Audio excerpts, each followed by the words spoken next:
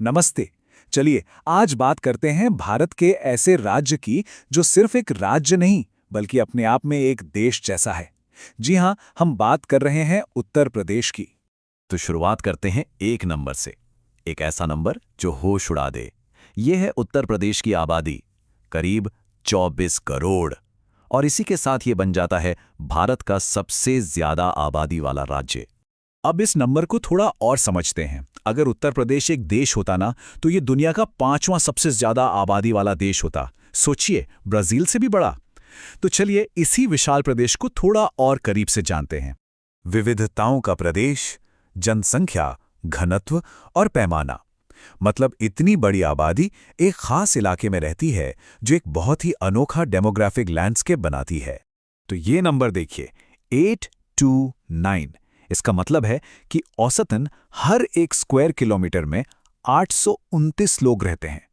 ये बहुत ज्यादा है। मतलब पूरे भारत का जो औसत है ना, उससे दोगुने से भी ज्यादा। और दिलचस्प बात यह है कि इस विशाल आबादी का एक बहुत बड़ा हिस्सा, करीब करीब 3/4 से भी ज्यादा, आज भी गांवों में रहता है। जाहिर है ये बात यूपी की इकॉनमी से लेकर कल्चर और पॉलिटिक्स तक हर चीज पर गहरा असर डालती है। हृदय प्रदेश का मानचित्र, क्षेत्रफल, विस्तार और जिले। तो सवाल ये उठता है कि इतने सारे लोग आखिर रहते कहाँ हैं? मतलब कितनी बड़ी जमीन है ये? चलिए इसके नक्शे को समझते हैं। अगर हम एरिया की बात करें तो उत्तर प्रदेश का साइज लगभग पूरे यूनाइटेड किंगडम के बराबर है और भारत में एरिया के हिसाब से ये चौथा सबसे बड़ा राज्य है। अब देखिए इसका फैलाव। उत्तर में सबसे ऊपर है सहारनपुर, तो दक्षिण में सबसे नीचे सोनभद्र, पूरब में बलिया, तो पश्चिम में शामली। और हर एक कोने की अपनी ही कहानी है, अपनी अलग पहचान है। और सिर्फ कोनों में ही नहीं, जिलों के साइज में भी जमीन आसमान का फर्क है। एक तरफ है लखीमपुर खीरी जो सबसे बड़ा जिला है, तो दूसरी तरफ है नन्हा सा हापुड़। मतलब साइज में 10 गुने से भी ज्यादा का अंतर। भारत का चौराहा, सीमाएं और संपर्क। अब यूपी की लोकेशन इसे बहुत खास बना देती है। ये भारत के बिल्कुल दिल में है और इसीलिए ये एक स्ट्रेटेजिक पॉइंट भी है। देखिए इसकी सीमाएं 8 अलग अलग राज्यों से लगती हैं। एक यूनियन टेरिटरी यानी दिल्ली से, और तो और एक इंटरनेशनल बॉर्डर भी है नेपाल के साथ।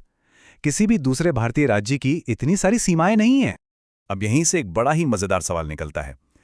क्या यूपी में कोई ऐसा जिला हो सकता है जो एक नहीं, दो नहीं, बल्कि 4 अलग अलग राज्यों को छूता हो? हाँ, बिल्कुल है। और इसका जवाब है सोनभद्र। ये जिला राज्य के दक्षिण पूर्वी कोने में है और यही वो अनोखी जगह है जहां मध्य प्रदेश, छत्तीसगढ़, झारखंड और बिहार, इन चारों राज्यों की सीमाएं एक साथ आकर मिलती हैं। कमाल है ना? एक पहचान का निर्माण, इतिहास, नाम और प्रतीक। देखिए, आज हम जिसे उत्तर प्रदेश के नाम से जानते हैं, वो हमेशा से ऐसा नहीं था। इसकी पहचान बनने में एक लंबा वक्त लगा है। इसका इतिहास बहुत दिलचस्प है। अगर हम सिर्फ नाम की ही बात करें तो देखिए, 1836 में इसे नॉर्थ वेस्टर्न प्रोविंसेस कहा जाता था।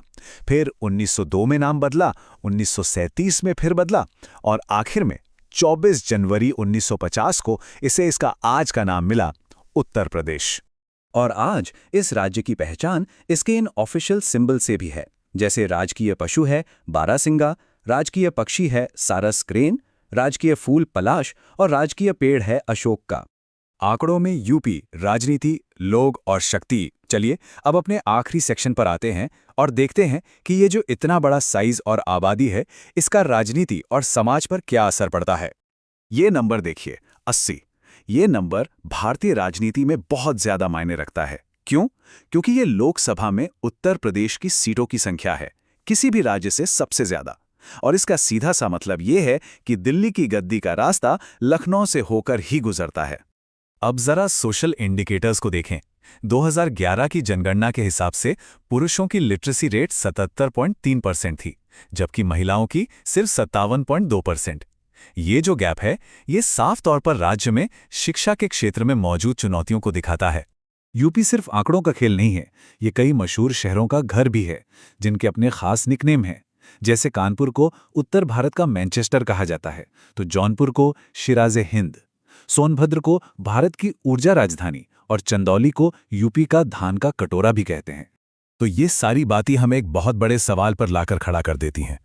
भारत का सबसे ज्यादा आबादी वाला राज्य होने के नाते जिस दिशा में उत्तर प्रदेश जाएगा, क्या उसी दिशा में पूरा देश जाएगा? सवाल यह है कि यूपी आखिर जा किधर रहा है, और इसका जवाब शायद आने वाले वक्त में पूरे भारत की तकदीर तय करेगा।